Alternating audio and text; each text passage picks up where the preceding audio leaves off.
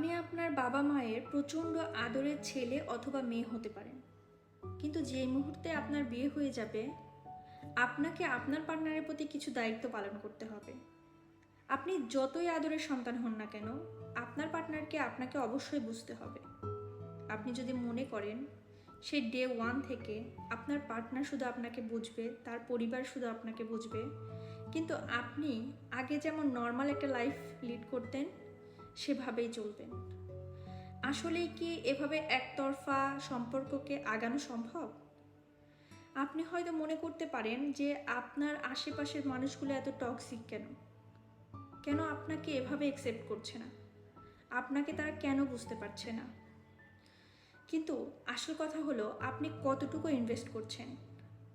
আপনি ইনভেস্ট করছেন কিন্তু সেই মোতাবেক কিছু ফেরত পাচ্ছেন না, সেটা আলাদা কথা। বর্তমান সময়ে আমরা একটা অস্থিরতার মধ্যে থাকি, একটা রাশের মধ্যে থাকি। আপনাকে পরিবারের সবাইকে বুঝতে হবে, সবার মন মতন চলতে হবে। আপনি যদি এই সব কিছু মানিয়ে চলতে পারেন তাহলে আমি শিওর যে আপনার সংসার জীবনে কখনো কোনো দিন সমস্যা হবে না। আপনি আপনার পার্টনারের সাথে ভালো একটা সময় পার করতে পারবেন এবং এভাবে চললে সংসার জীবনে আপনিও একজন সেরা মানুষ হয়ে উঠবেন।